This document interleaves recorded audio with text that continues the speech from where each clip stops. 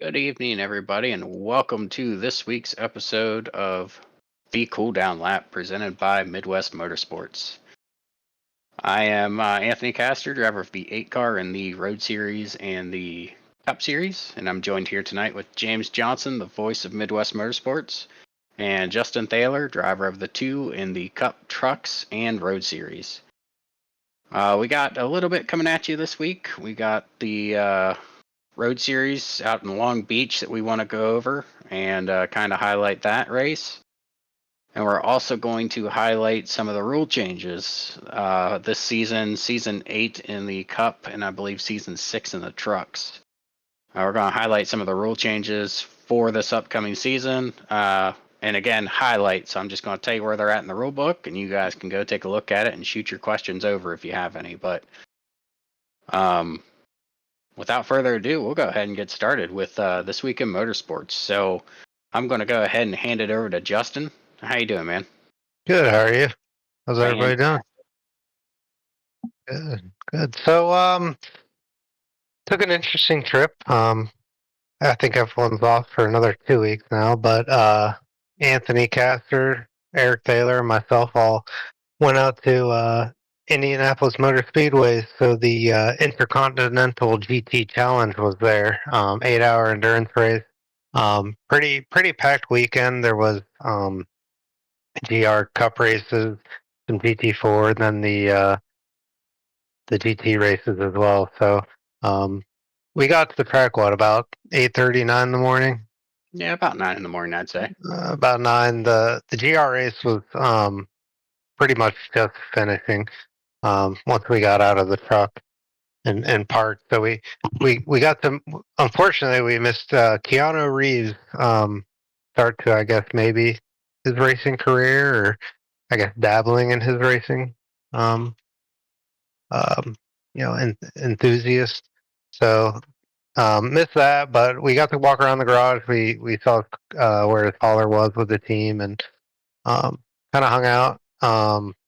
Stayed for about 6 hours. We were propped up kind of right into turn one on the infield, and hung out on the front stretch for a while. Walked around the garages, and then over towards like turn 12 and the turn where they first kind of come up onto the banking part of the oval in that little short chute. But pretty cool experience. Kind of my first real, I guess, endurance race that I've ever been to.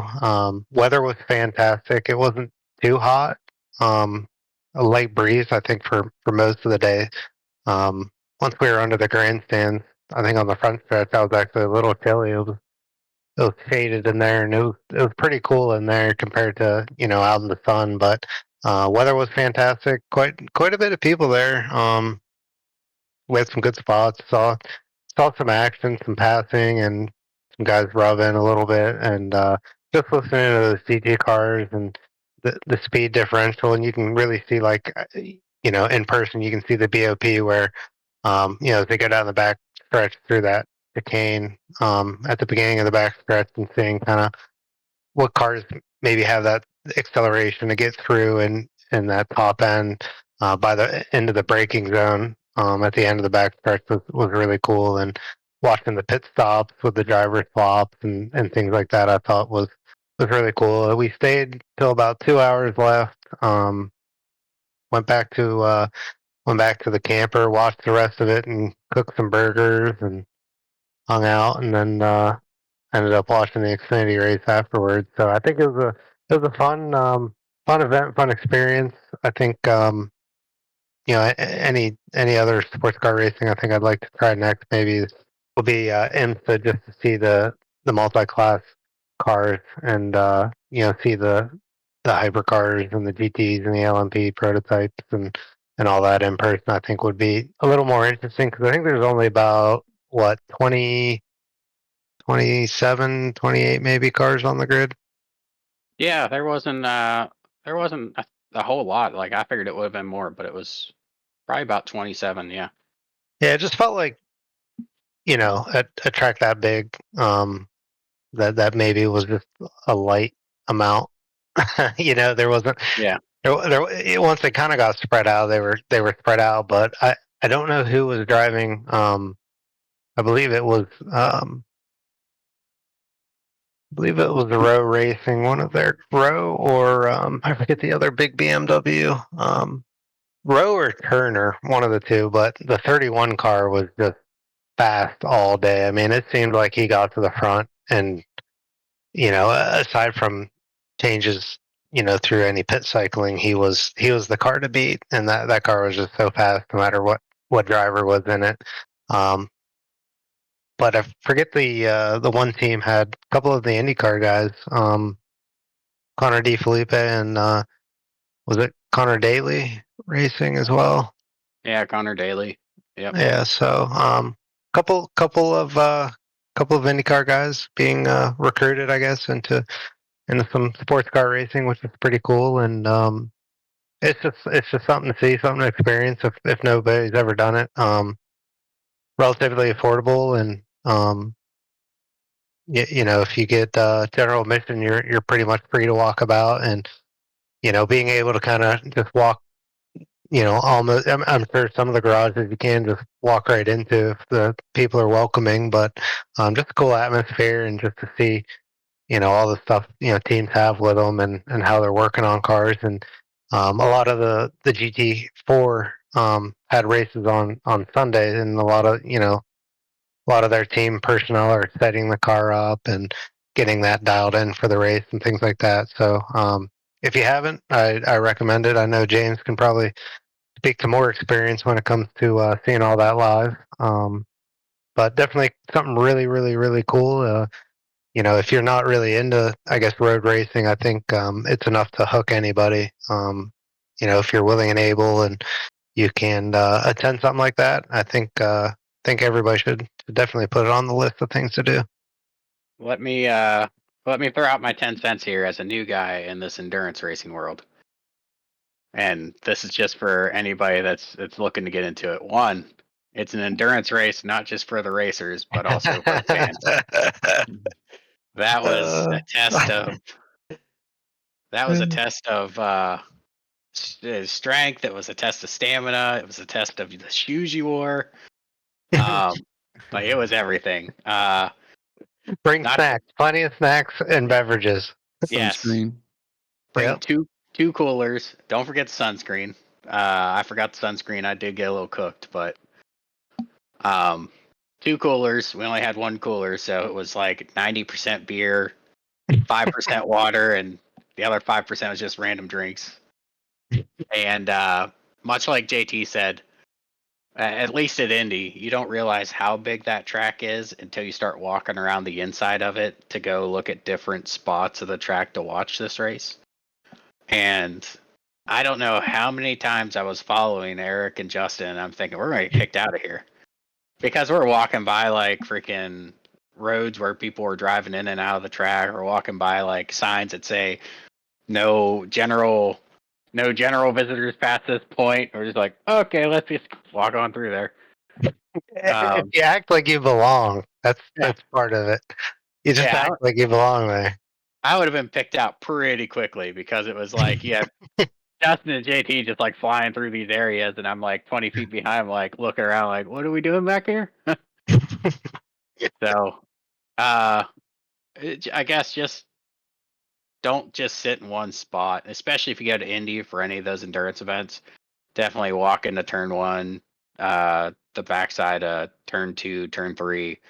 Heck, even that down near the museum where the Indianapolis Museum was, that actually looked like it was pretty good viewing area too. So there wasn't a bad seat in the house, in my opinion, and it was definitely a very cool experience. Yeah, if you have general admission, just don't get comfortable, because it's really cool to see.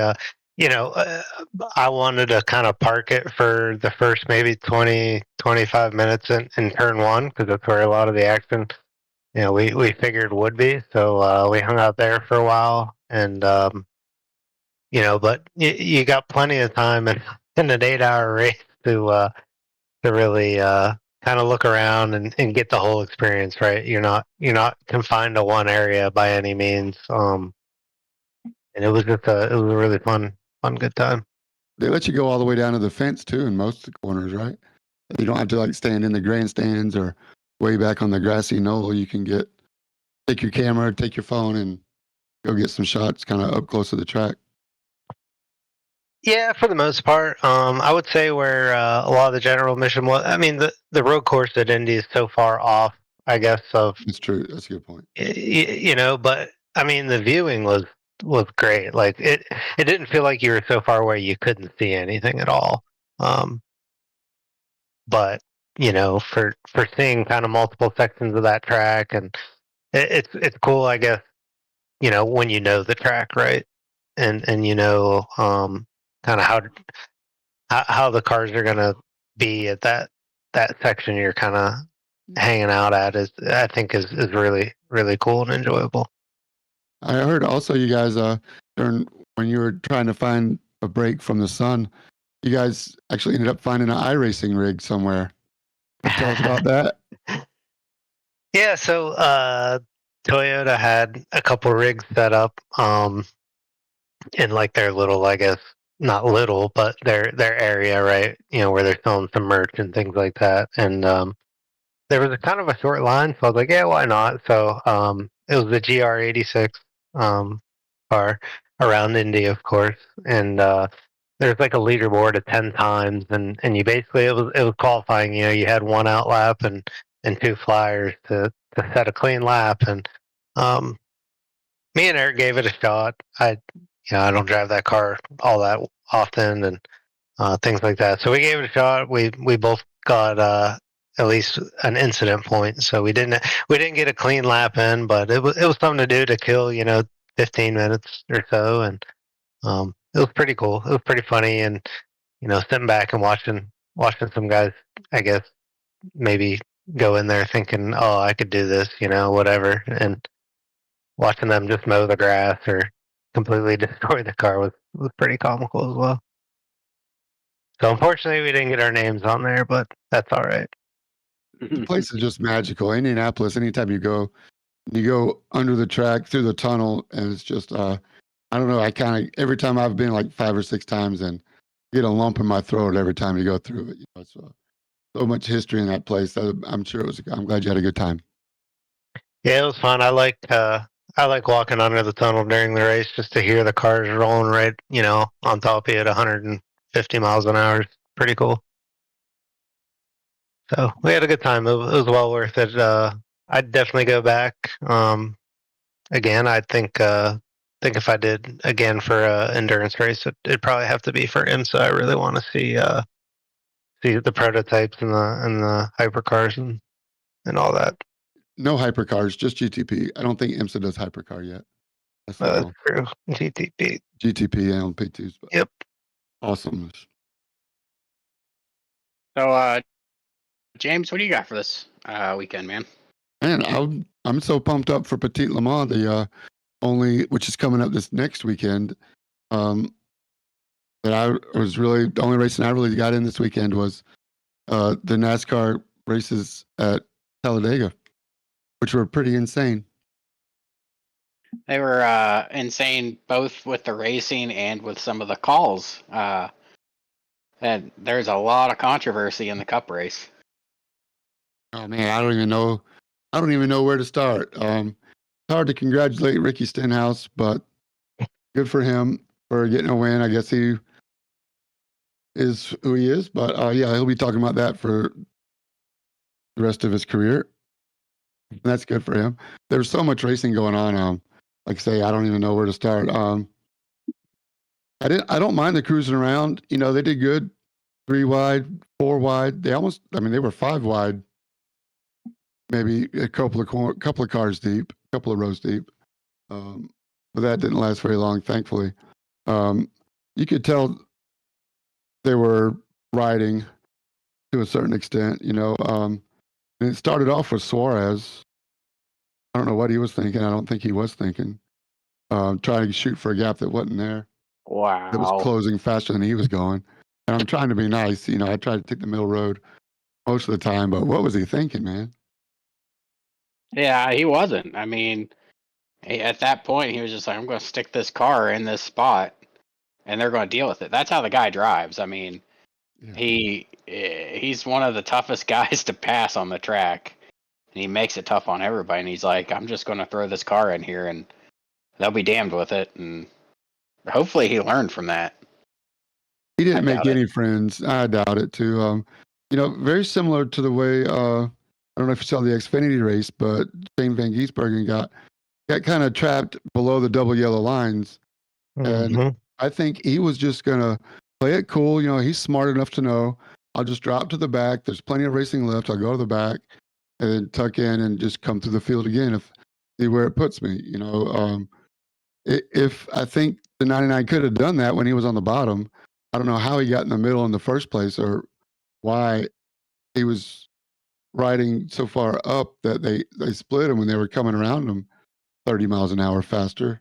And then he got trapped in the middle and looking for a spot to come in and looking at it, listening to his spotter and closing his eyes and just turned right. That started one.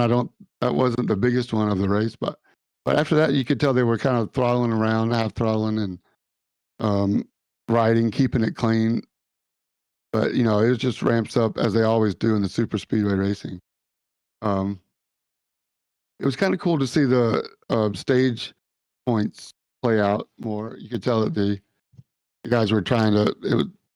They were still playing a little conservative. They didn't want to take each other out. They didn't want to wreck for sure, but they still wanted to get stage points if they could, if they were in the playoffs. So I thought that was really good racing. You can tell when they throttle up and when they not necessarily throttle up, but when they're going for the front versus when they're just riding. It's just a different. You can see it in the cars' attitudes, don't you think? Yeah, it kind of. To me, it kind of felt like once they started getting on it, you started to see like I don't know, 6 or 7 cars in a line just kind of pull ahead. It wasn't like it was the 4 wide racing you were seeing. It was either 2 wide or 1 straight line. Yeah, and that part's cool. I don't mind that at all. And then, once the front line gets up, they get up front, then they drop down, and the other line gets a run. They'll drop down in front, so the whoever's in front kind of changes some. So that part of the racing is okay. It's when they're 4 wide coming to the end, and what was it, 6 laps to go when the big one happened? It looked like Austin Cindric got maybe 3 cars out front of the pack, and Brad's getting pushed in row 2, and everybody behind him. You can't see. All you can see is the back of the windshield in front of you. Everybody's got their foot in it. Yeah, they have no idea 3 rows back that Keselowski's going 10 miles an hour faster than Cindric. And they're all pushing him. And just if it's not perfectly square, somebody's going sideways. And was it going into the corner? No, it was like halfway, just past halfway down the backstretch, I believe. Yeah, I know it was on the backstretch. So, and just when the big one happens in the front, 2 or 3 cars got away, and 28 cars involved in the wreck. The biggest big one of all. They ran out of wreckers. I don't know if that's one of the controversies you want to talk about, but we can talk about the damaged vehicle protocol or policy or whatever they call it. But yeah, the big one took out 28 cars. I mean, that's just super speedway racing, I guess. I hate to say it like that, but that's what we've come to in this era. Yeah. It's unfortunate that you got wrecks so many cars like that. I don't know what they could have done differently to avoid that. Like we were talking about before the show started, I'm pretty sure Brad on X released his SMT data saying, or it basically showed that he was off throttle and braking.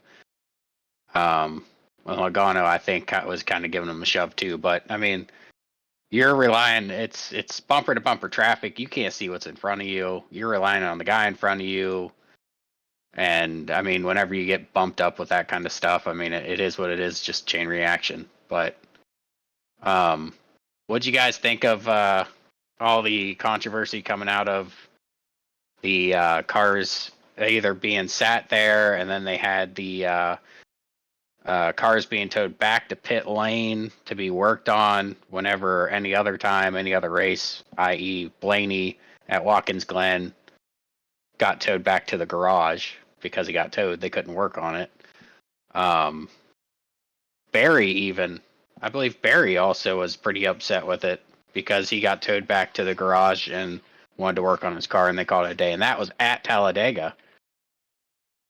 So there was a lot of that going on, and then also I want you guys' thoughts on them red flagging the race and then lifting the red flag while changing it to a caution status, but not moving the cars so the people on pit road could work on their cars without them making laps.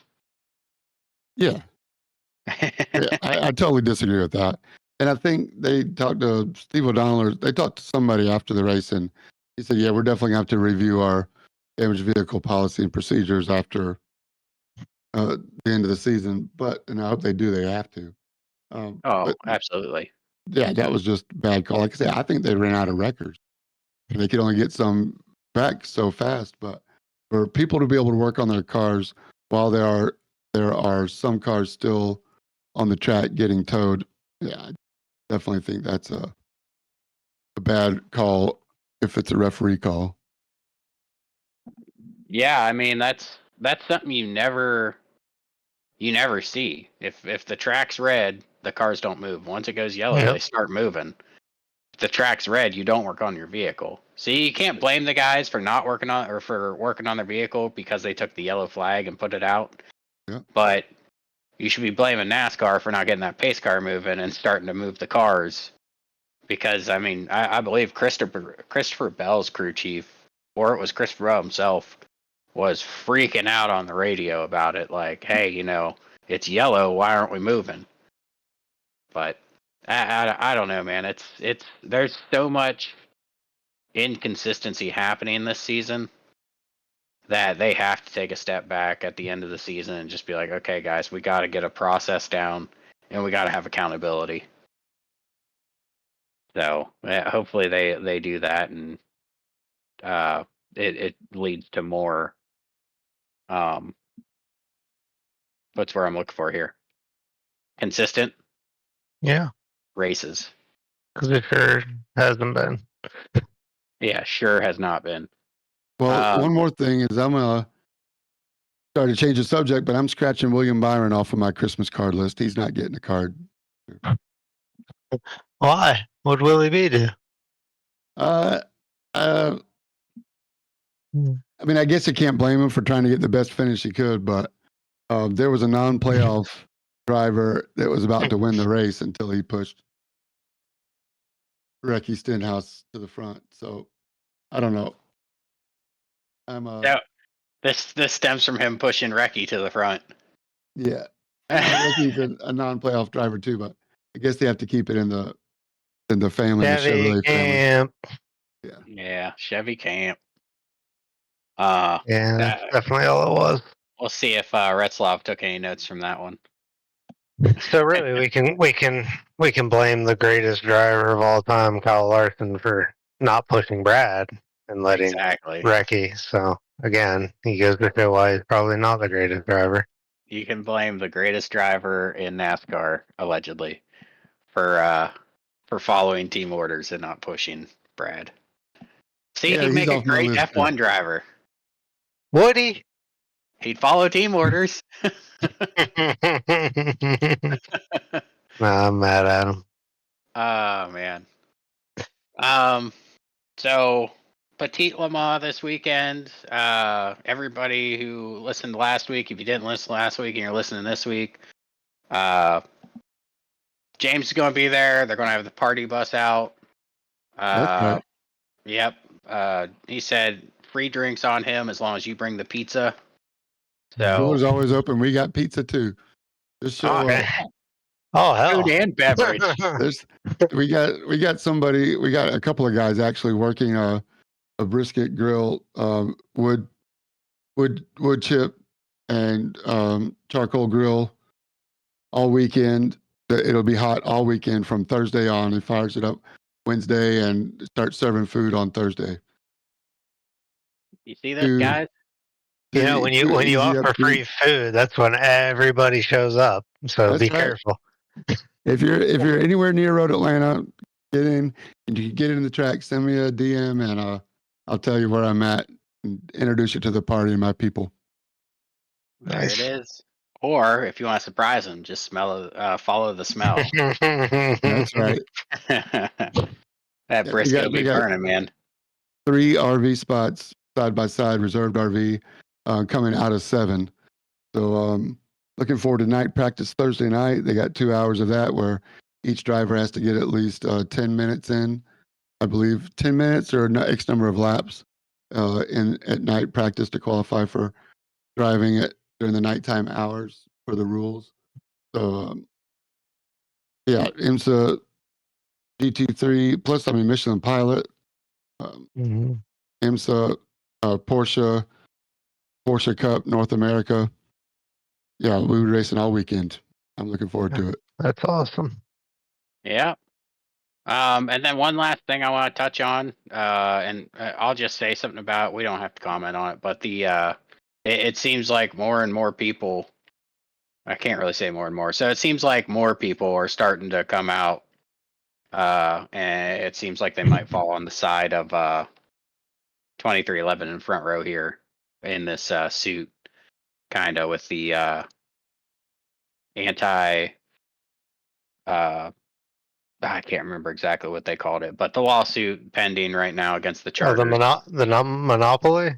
Yeah. It was like an antitrust suit or something like Yeah.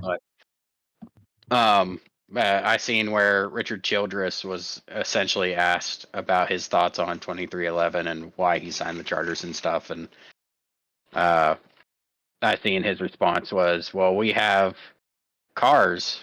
And well, they don't have cars, as we found out that they don't actually own those cars. That's NASCAR's property. But we have sponsors, we have obligations to, we have drivers we got to get in cars, we have, and it just is all the reasons on why they signed the charter was because they have all these obligations that they have to fill with their sponsors. But I can see if this lawsuit drags another year or two, like that lawyer made it sound like it was going to go.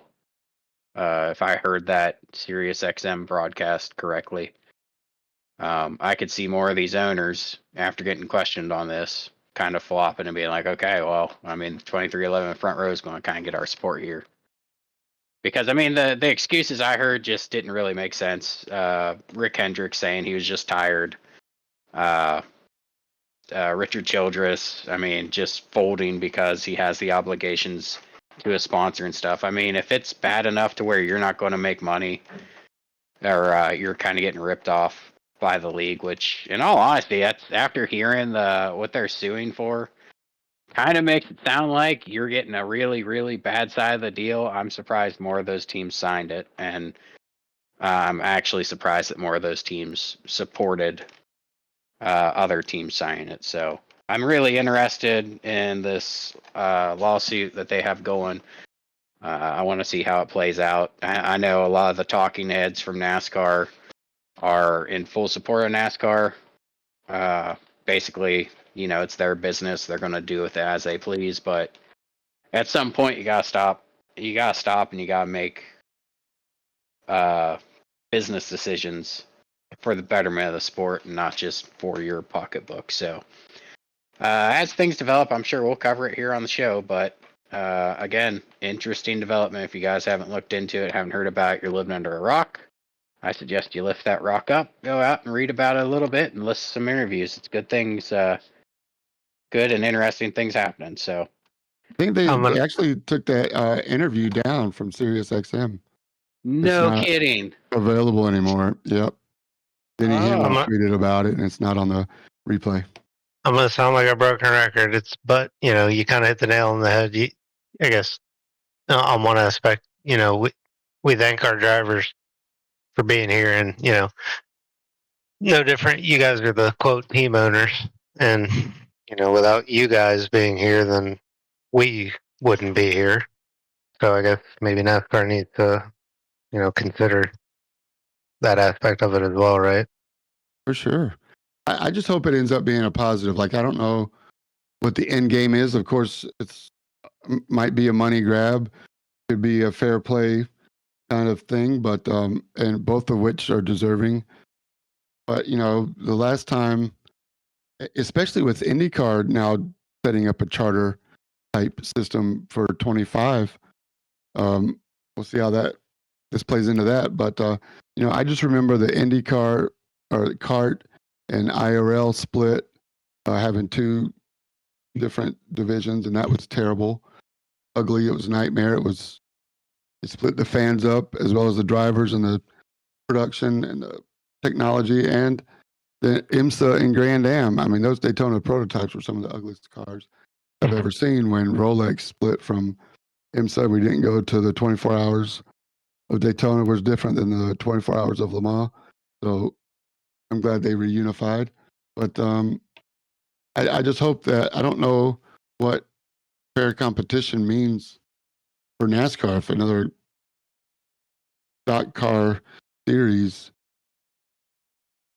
is in play. I mean, where else are you going to run a next gen car at? What series? I just don't know where it goes. What's the end game? Again, listening to that interview, it makes it sound like NASCAR owns that car. NASCAR owns the part in that car. NASCAR owns basically everything on that car. The only thing you're doing is putting a driver in it and a sponsor on it. It was very enlightening to hear him talk. You're right. Yeah. So I mean, if what we're hearing there is correct, and we're hearing it and understanding it correctly, if for some reason NASCAR says, "All right, guys, if you guys want to push this to the point where it's not the France family controlling it." If the France family comes out and says this, you guys want to wrestle control from us, we're just shutting it down. We've had 75 good years. Let's just call it quits. Sell it or right off to the sunset. Yeah, right off to the sunset. They can sell their assets, sell the tracks, sell whatever they want to do. We at least have something to look forward to with the Cars Tour being the way it is. And who knows, maybe then the Cars Tour takes a national stage. I mean, it's grassroots racing as it is. You just don't have the spec racer type car.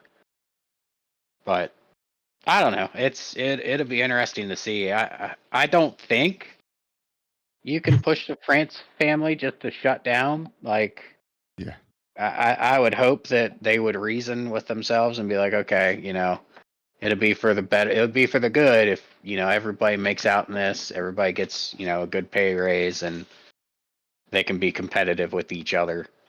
But again, you never know. I mean, everybody can assume everything's going to go great, and the France family just have another decision. Be like, all right, well, you know what? We ain't playing this game. We're done. Question for you, Anthony, because you like to really get into the weeds, not in a bad way when it comes to this kind of stuff. Is there any weight that the track owner or track ownership group can have in this discussion? I know it's between the drivers or the team owners, but I mean, is there a point where the track owners can step in and be like, for or against one side? I mean, because technically, I mean, they could be potentially losing money if there was a reason for the France family to, like you said, go after just a money grab or whatever. yeah, I think I think that's going to be on SMI, and I don't know if there's any other track owners besides NASCAR and SMI. If anybody listening wants to throw it in there, you can. But honestly, in my opinion, I feel like that deal would already be done. If you whenever that TV deal got done, I imagine they would have went with SMI and did that deal. The charters being just involving the cars and drivers. I mean, if they get a big enough deal and it's it's public knowledge that hey, the teams are going to make this much, the drivers going to make this much, and here's how that pie is going to work out. I mean, maybe if it's that big of a gap that the SMI could come out and say, hey, our deal doesn't look as good as it did. Yeah, we're gonna have to, they contractually they probably can't come out and say, hey, let's rework this. They're gonna have to wait until the next time that comes up. But I mean, it all depends on how public all this stuff gets, man. If it gets public to the point where they're like, all right, teams have settled with NASCAR. Here's the new charter system. Here's how the pay breaks out. You know, teams are going to make this much, which is going to trickle down to your drivers, which we still don't know how much drivers make altogether. So they're pretty tight-lipped on that. So it's going to be interesting. I'm hoping it doesn't come to the point where they make NASCAR open up their pocketbooks or their books and show you, where all the money's going, how much money they're spending here and there, because at that same time, we're just going off of Jeff Gordon saying that that Hendrick hasn't made any money over the last 10 years or however many years. So, I mean, it's kind of the same thing there. You could be asking Hendrick to, okay, well, where are you guys getting your money from? Or Penske, where are you guys? I mean, we know it's their side business, but still, there's a lot. There's a lot. Yeah, I mean, at what point though is NASCAR responsible for the teams making, money as well? Exactly. You're asking them to come in, race. I mean, you should be able to come in and race and not leave a broke millionaire. Like, you should be able to come in and make money in the sport, which I think that's what everybody's looking to do. One small point of contention that I see 23, well, the team owners side of it is that for the rules, there's a manufacturer for each individual part, and they send those to NASCAR. NASCAR inspects them and puts a number on them and then sells them back to the team. Well, NASCAR also makes the rule book, so they can change the design of a part, let's say the wheels or the brakes or the bodywork or the thing, and then they have to sell them back to the team, and they can make a rule change and print money anytime they want, because the team owners have to buy the parts to get through tech. Otherwise, they don't get to race. So then, exactly, it's the printing money by making a rule change. I mean, I can see how that part is probably not all in the up and up. Oh yeah, definitely. I mean, you're essentially hypothetically, if somebody got into a tough spot money wise, or like, hey, we need to raise our income here. Oh, let's just make a revision to this part and then sell it back to the teams. Yeah. So they're the mob. Yeah, essentially. I mean, that's a lot of people view the France family as like a mob family. I mean, not like legit mobster, like you walk up to me or get shot or anything, but like their business practices are pretty, shady. You can't make them go into the red or go into debt by just trying to keep a car on the track to keep their obligations. I don't know, and I'm so far removed from it. I don't know. So, like I say, we're just gonna have to let it play out. But I still think, and like I said before, that if Michael Jordan and Denny Hamlin have seen a lot of contracts before, and they don't think they would go to this point if they didn't find something that wasn't right, and they're using that as a basis to get them to start over and either take a bath or at least wash their hands and reset. You would think, but we'll see how it plays out. And with that, we're going to wrap up that segment. Man, that was a long one. I've really went into the weeds there. So we're going to wrap up that segment. We're going to head on to the road series that was out in Long Beach last week. Trivial race, correct? It was a good old-fashioned slobber knocker in ways. Some people survived, some didn't. I think there were more than one keyboard that was smashed. One or two CPUs or graphics GPUs might have had some smoke coming off of them at the end before the race was over. Actually, before the race even started, I think Hopper had more PC issues, and we hate to hear that. But I think I'm more distressed that Anthony used the word slobber knocker. Yeah.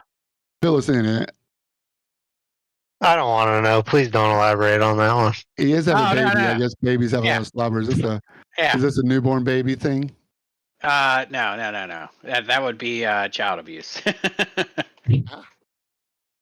No, it's an old term there, guys. You know, back in the day, hard fought, violent sporting match. There were some bent fenders and tire walls that got ran into. Of course, Long Beach is a street circuit, and it was also our endurance race.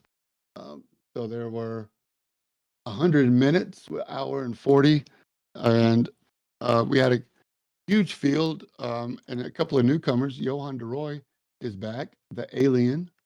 28 cars were scheduled to start. Christopher Hopper and Brian Sartzen did not make the start. Jay McNeely bailed out after a couple of laps, and he had technical issues as well. So I hate to see that for those guys. But Johan DeRoy put it on the pole just barely over Chase Fincher, who actually has won a couple of races this season already and very, very fast. Brian Coxon qualified fourth. Shea McNeely was third. Michael Odell qualified seventh. He was our points leader coming in. And then on the AM side, Ron Kabiltas has got a huge stronghold on the points series, and he was out front for a little while until he found the runoff and did one of these Austin Powers 18-point turns in the really tight zone, but good for him for not turning in. And I think there was like a 3 or 4 car train that he was in, and he missed it a little bit and recognized it and turned left, went on the runoff instead of taking a couple cars out. So good sportsmanship there. Jesse Coffey was right up front as well. And 2 pit stops. Chase Fincher took the lead for a couple of laps, but only a couple more later, Johan DeRoy put his nose in, and Chase allowed him to pass and then followed him the entire race after that. Chase Fincher came into the pits. Johan DeRoy went 1 lap longer and came out in front. His pit stop was about 4 seconds faster. So I don't know if Johan underfilled or if he was saving fuel when he followed Chase. But on that second stop, Chase came in first. Johan DeRoy came in second. And when Johan exited the pits, he was about 4 seconds in front of Chase. And as Johan was going through traffic, Chase was able to close the gap. And for the rest of the race, Chase was right on his bumper. Ended up Johan DeRoy with the win. Chase Fincher 1.2 seconds back. Brian Coxon and Michael Odell were glued to the bumpers as well. That was the battle for third and fourth. Michael Odell was in front up until the last stop, and Brian Coxon did a 2-lap overcut as well.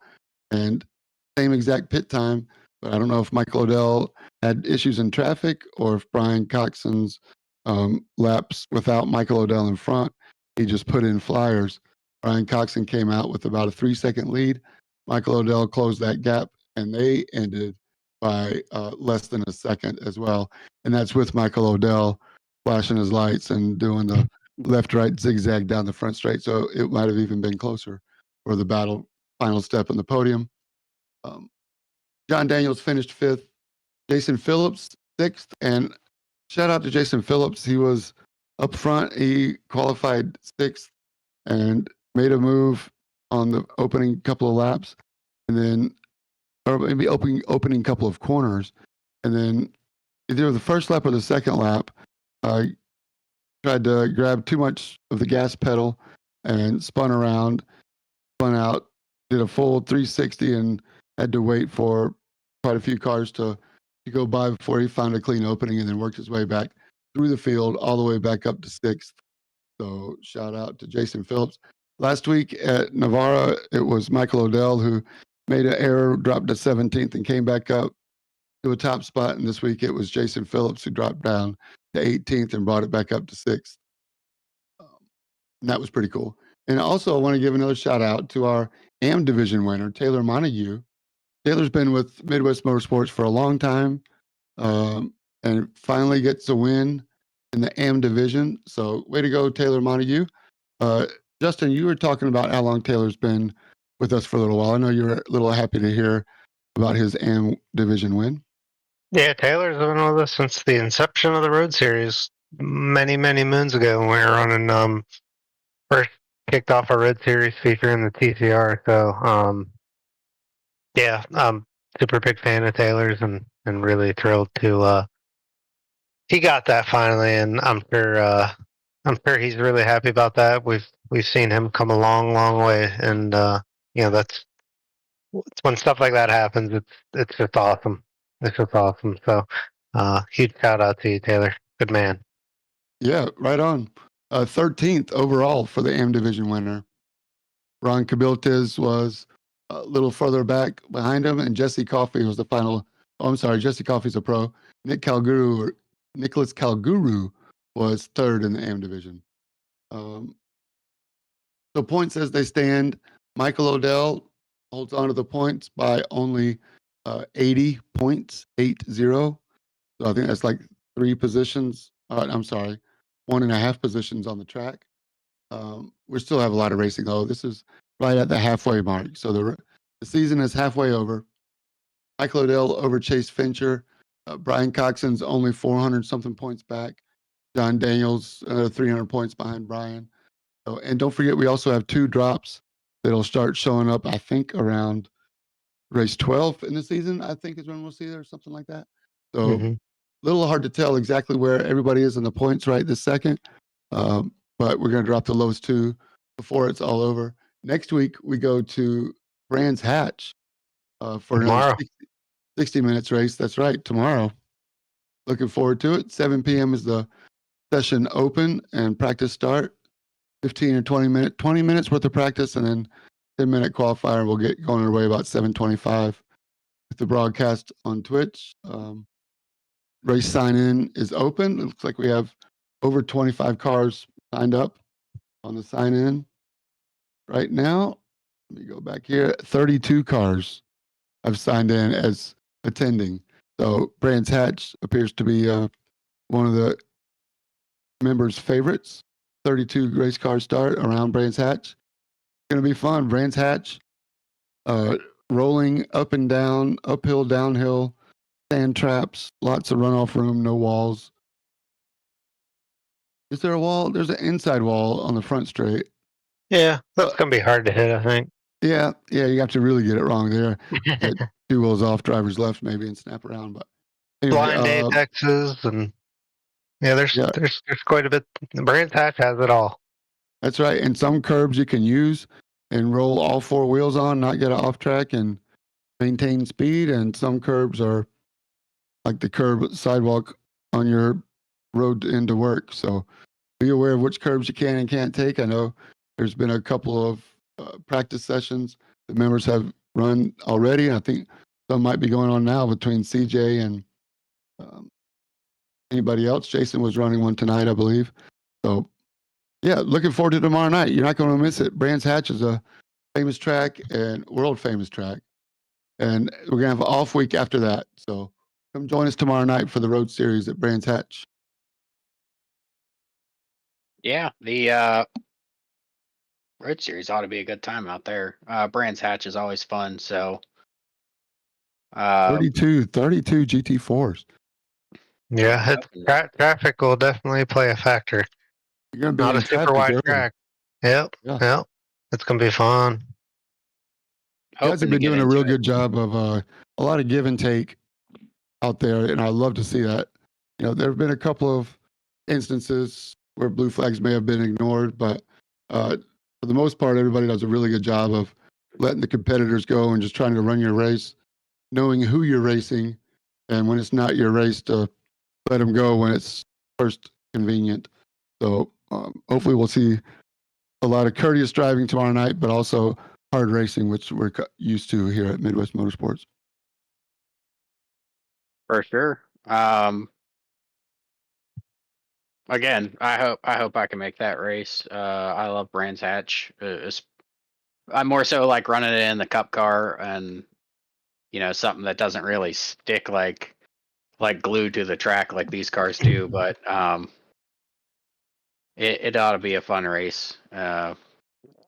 JT, you always perform well there. You looking for another good race or just something you can finish?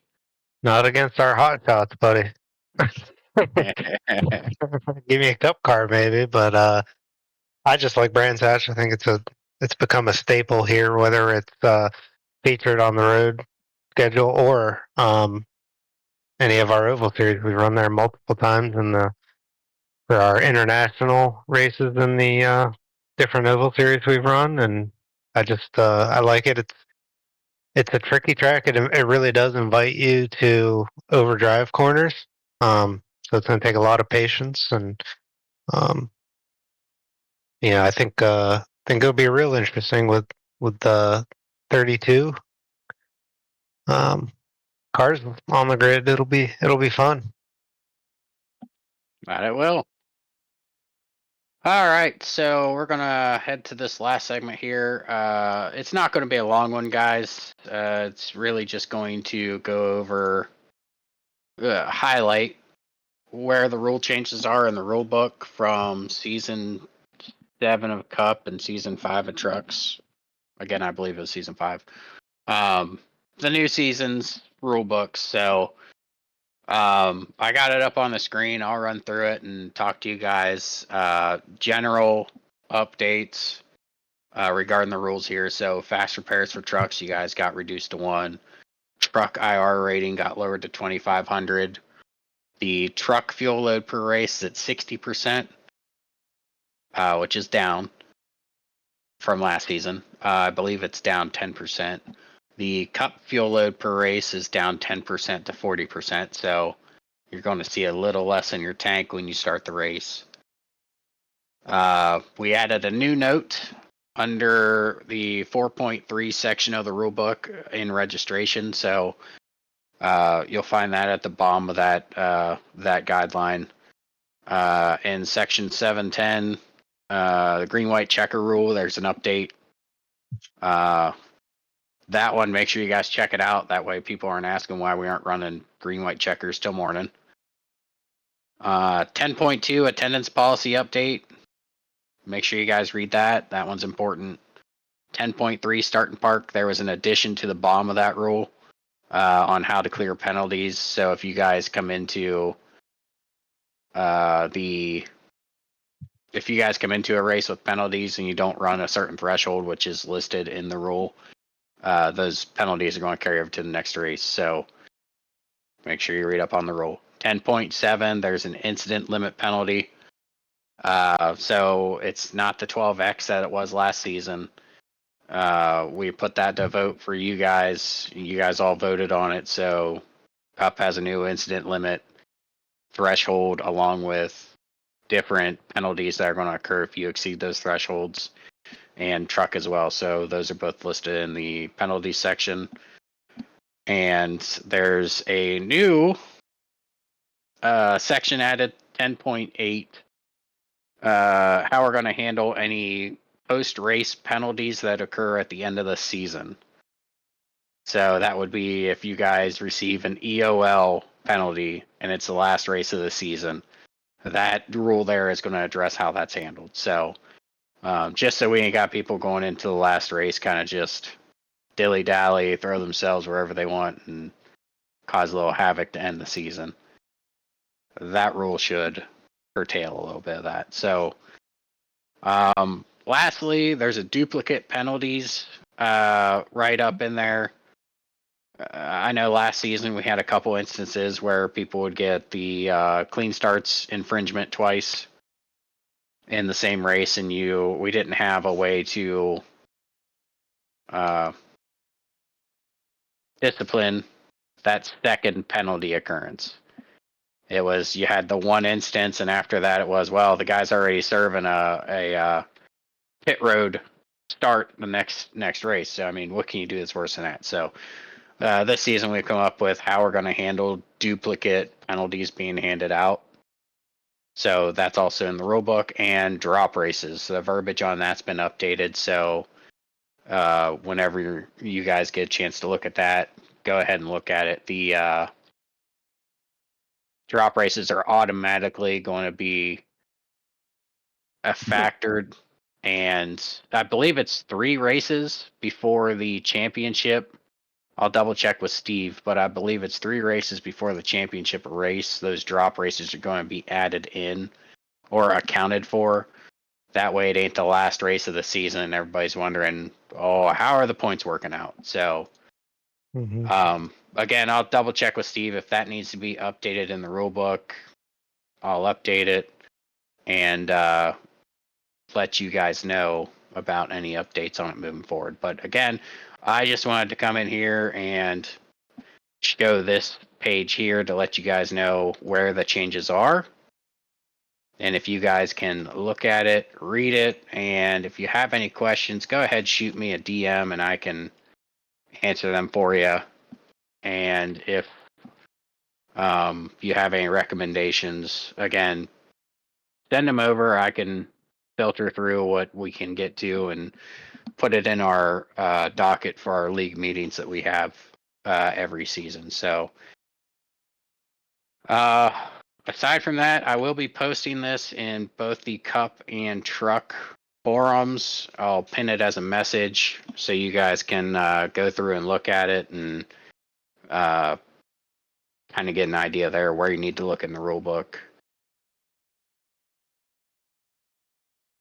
But aside from that, I believe that's all I got for you guys. JT, is there anything you want to touch on here or any words of wisdom you want to give the guys before we start this awesome season of Oval? No, just make sure it's your responsibility to read the rules. I know there's a handful of new members who have joined fresh this season. Our existing members, we changed things slightly. Just know it's your responsibility, even though you signed up prior to us fully releasing the rules. As Anthony stated, there's some stuff that was amended. Mostly given through the polls that we did, and it is your responsibility to make sure you read and you understand the rules. We're forthcoming on what things are before season starts. So nobody should be asking something by week 4 that's clearly outlined within the rules. Make sure you sign up. We got the duels starting. Trucks this Friday, Cup on Sunday. And just a big shout out.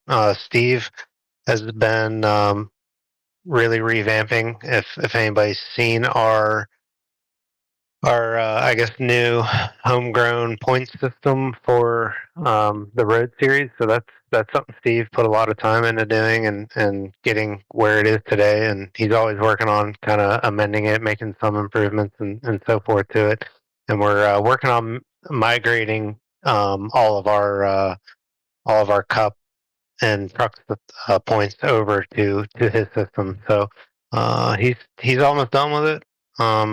He might have some small tweaks here and there. So throughout the season, just be patient. It's a project that he's donated his own time to developing. It's really slick. If you haven't seen it, go over to the website. The Road Series points tab is where you can get to it. We don't really have it anywhere yet until we're up and running, but he's always got great ideas for new features and developing it into more of what it is. But here at this season we'll be off of SimRacer Hub. So once we get everything from Steve, we'll be updating the website points links for all the new website points. But yeah, if you have a minute, check it out. He's really proud of it, as he could be, and we really thank him for donating his time and expertise into doing what he's done. It's really slick and easy to follow and read, and it really outputs a lot of good clean data, and more features will come as the time goes on. But I think it gives you everything you need to see at a big glance. But it'll ever be evolving. But I'm ready to go oval racing. I've actually missed it for a while, so I'm excited. I hope everybody is, and thanks everybody who's stuck around and chose to hang with it. Hopefully we keep getting better and better, and this thing keeps growing and growing. Our truck series is getting pretty big, so hopefully in the next season or so, maybe we'll have a full 30 some grid truck race, and hopefully get there with a cup as well. And if you've thought about racing oval, if you have the time to do it, and you're not, throw your hat in the ring. It's fun to kind of mix over in the other series here in the league and kind of meet and converse with people. Maybe if you're kind of pigeonholed into one series or another, it's kind of cool to see the other guys who you may not have come across yet. It's pretty amazing to see the guys that do crossover, how much it actually helps their driving in both series. You see the road series guys getting better and getting better at the oval because their rig time or time behind the wheel, man. It's pretty cool to see. Yeah. And Sorry. Go ahead, bud. no, and sorry, I didn't mean to. I kind of hesitated there, but I did see our season champ from last season, Jason Phillips, signed up for the road series. I saw 2 trophies over there, and I had to take a double take. And there it is. Jason Phillips going to race trucks with us this year. Yeah, I'm excited. I know Jason's been he's mentioned many a times how he kind of does hosted sessions with a bunch of regular guys. I don't believe within this league, mostly on super speedways. So maybe he's maybe he's going to be our very own, maybe a Yeah. SVG. It might be. Maybe Jason Phillips is our SVG, but I'm excited to see it. If he's been if he's been racing super speedways, he should know when to expect a little bump in the rear end. So it'll be fun. I'm pretty excited. I want to see how maybe he manages the intermediates and the mile and a half and stuff. So I think that'll be fun. Yeah. Just a general reminder for all of our drivers: if you haven't been with us more than one season, so if you started in our summer series, you're gonna realize this is going to be our long series. So don't drop out after 1 or 2 bad races. With the way these points are formatted and the length of the schedule, you can turn around a bad couple weeks and get back in the race. With it being a long season, I see everybody at least having a couple bad races. And don't forget that not only is it a long season, but we also have a couple long races. So we have our is it 400 lap? Yeah, 400 The lap crown Charlotte jewel. race for a cup, 200 lap Charlotte race for trucks at Charlotte, and then our I think it's 275 lap Darlington Cup race, which is going to be grueling. And then trucks have 125, 128. Is it 128? I thought it was 100. 128 is what I'm looking at Darlington. For trucks? For trucks. No. So that's where it got interesting, because the voters decided that they didn't want to go to Darlington and run the long race in trucks, so they got the long race in Indy. Mm-hmm. So their long race is Indy. That's 100 laps on a 2.5 mile track. So I'm looking at the wrong schedule then. no, I think you're just looking. hadn't been updated. Okay. Yeah, I think you're looking at the right one. Just it's formatted differently. So y'all are going to Blame be in for Anthony. this season. Yes, blame me if you guys see anything out of the ordinary. But we did confirm Atlanta is night this season. It's the super speedway. I called down there. They paid their electric bill. We're all good to go. So everything should be good for this season. It should go off without a hitch. Fingers crossed. And aside from that, let's go racing, guys. It's been a month. So it's time to get in there and shake off the cobwebs and run some laps. So Yeah, I want to piggyback off what you said. It's if 3 races in you don't think you have it, it's a very, very long season, 22 races. there's a ton of off weeks sprinkled in there as well. And with the format being different, we don't have the chase. We'll just have one comp caution, and then hopefully not a string of a lot of cautions during those races, but a lot of green flag pit stops and everything else. So with the strategy and everything else, you might think you're out of it, with 2-3 weeks in, but everything will change. So stick with it, even if it's just a learning experience. Set a personal goal. What are you looking to do if you're maybe just trying to, finish in a certain position by the end of the season or get, top tens every week. So set those goals. Don't get discouraged. We're here to have fun and have a good time. And dude, let's go racing. Let's just go racing. That's it right there. I miss it too, man. I miss it too. I'm excited to say that Walker McNulty is going to join me on the truck season Friday nights. I think he might miss the duels. He's over in Italy racing at a world championship event. But after the duels, Walker McNulty is going to join me for Friday nights in the truck, and Michael Harris is going to join me for a limited schedule on Sunday. So there might be some availability. DM me if you want to join the broadcast on Sundays and help me call some of the Cup races. I'll let you know which races are available. But yeah, really looking forward to getting the broadcast in on some oval again. Feels like something's been missing for the last month or so. So let's go oval racing. Oh yeah. All right, guys. Well, that's going to cover it for this week. So we'll catch you again next week after the start of our qualifying session for the season, and we'll recap all the action there, and we'll catch you all then. So everybody have a great week. Stay safe out there, and remember to watch tomorrow's 7:25 race start out at Brands Hatch. You can catch it here on Twitch on the Rivenvale channel. So y'all have a great week, and we'll catch you later. And as always, don't forget to stay in your lane.